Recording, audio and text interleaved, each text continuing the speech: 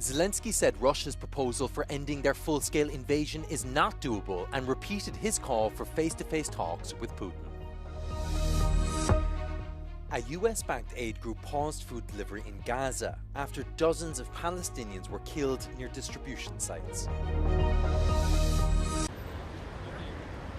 Ukrainian President Volodymyr Zelensky said Russia's proposal for ending their full-scale invasion is not doable and repeated his call for face-to-face talks with Russian leader Vladimir Putin.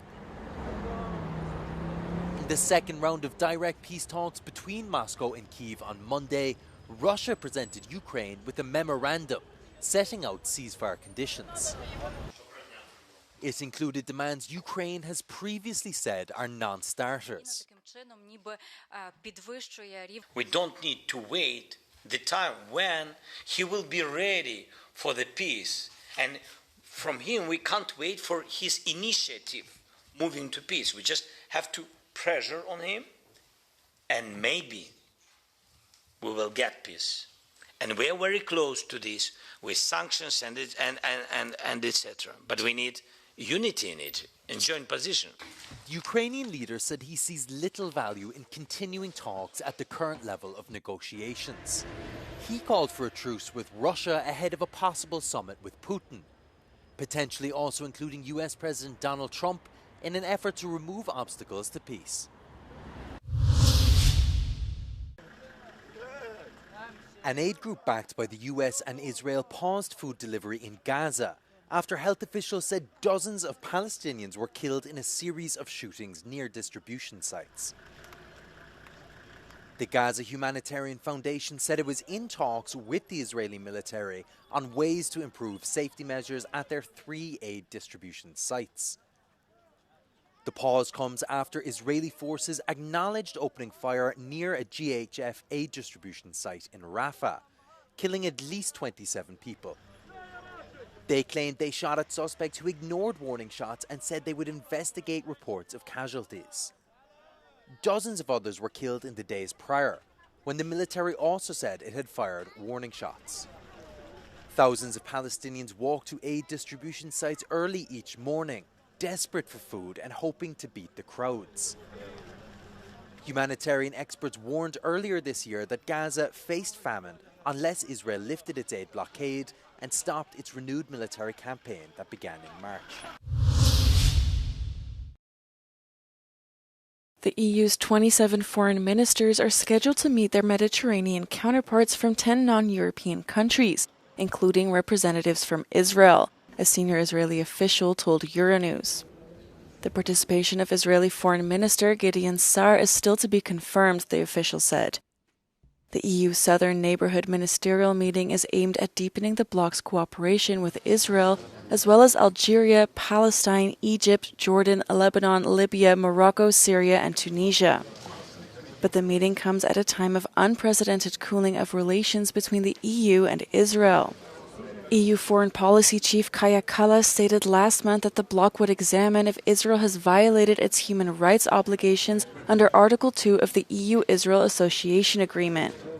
An EU official said that the meeting will not be a forum to discuss the ongoing war in Gaza, but a routine gathering conducted under the EU Southern Neighbourhood Partnership.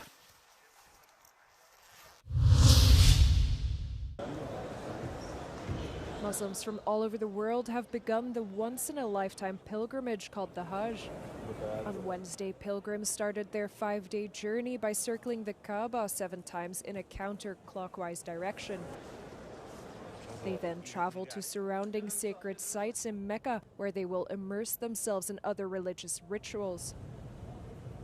Before leaving the holy city, pilgrims will circle the Kaaba another 7 times, signifying a spiritual farewell to the sacred sanctuary. This year's Hajj falls at the start of the summer, making the heat an additional challenge to the already physically demanding pilgrimage. In a response to the soaring summer temperatures, Saudi Arabia has invested in crowd control and cooling systems and are taking additional measures to contain temperatures that are expected to exceed 40 degrees Celsius. more than 20,000 residents have been evacuated from their homes in the German city of Cologne as specialists work to defuse 3 unexploded US bombs dating back to World War II. The bombs were discovered during preliminary road construction work in the Deutz district, across the river from Cologne's historic centre. Es ist so ein komisches Gefühl, ne? Wenn ich überall die Straßen total leer sehe, kaum Leute da. Komisch. Cologne Central Station has been shut and shipping on the river suspended while the defusal work is carried out. Unexploded bombs dropped during wartime air raids are frequently found in Germany, and it is not unusual for large-scale precautionary evacuations to take place. However, this is Cologne's largest evacuation since 1945, although there have been bigger evacuations in other cities. U.S. Defense Secretary Pete Hegseth will not be attending the meeting of the NATO-Ukraine Defense Contact Group in Brussels on Wednesday. It is the first time a Pentagon chief will not attend the meeting of the group orchestrating military support to Ukraine since Russia's full-scale invasion in 2022. NATO Secretary General Mark Rutte said Hegseth's absence should not be interpreted negatively. The US is completely committed to NATO, completely committed to our joint endeavors when it comes to Ukraine.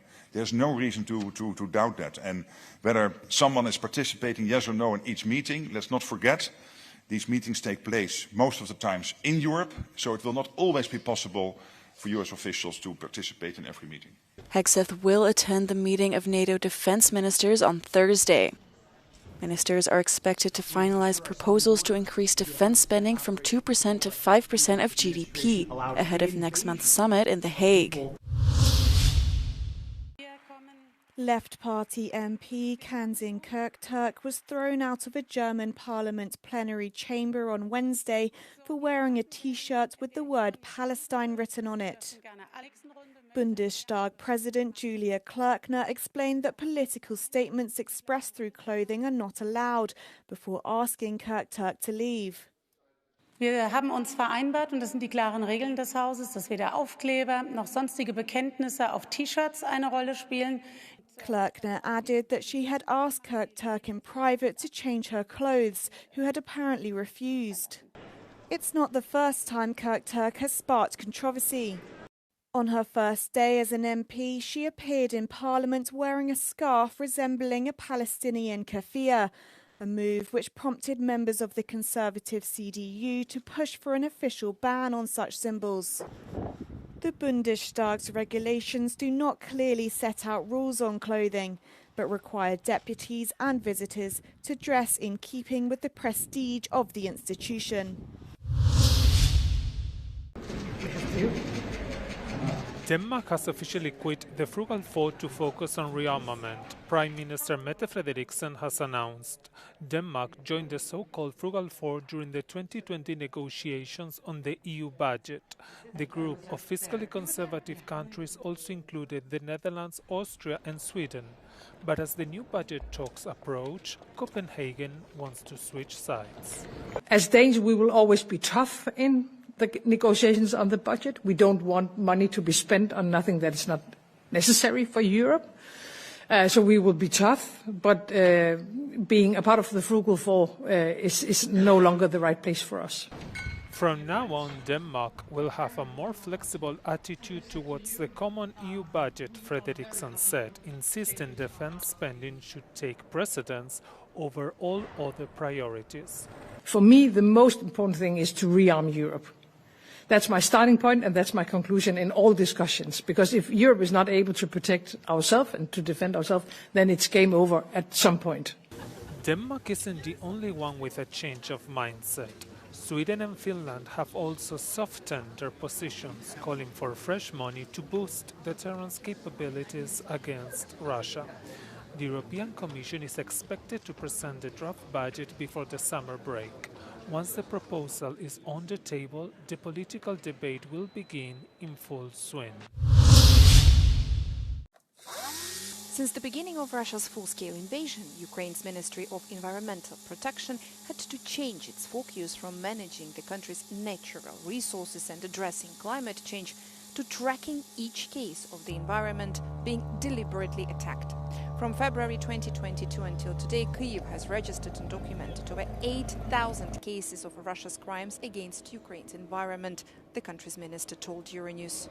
Ми називаємо це злочинами проти довкілля, тому що відбувається і забруднення водних ресурсів, руйнація водної інфраструктури водопостачання, і забруднення ґрунтів, мінування ґрунтів, і лісові пожежі внаслідок мінування, внаслідок бойових дій. На сьогоднішній день всі ці 8 тисяч випадків ми попередньо оцінюємо в грошовому вимірі, в збитках це більше 85 мільярдів євро.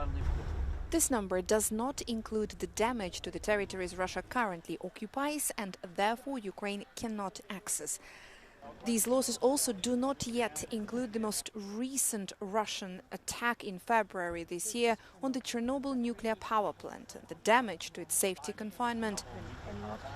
Понад 45 країн робили внески на протязі всього цього періоду від Чорнобильської катастрофи, і тільки в 2017 році ми завершили будівництво нового безпечного конфайнменту, на який було витрачено понад 1 мільярд євро. І зараз ми розуміємо, що функціональність конфайнменту пошкоджена. A Russian drone hit the confinement over the fourth nuclear reactor, the Chernobyl nuclear power plant, on the 14th of February. The drone exploded upon impact with the confinement, causing a fire that took approximately 3 weeks to extinguish.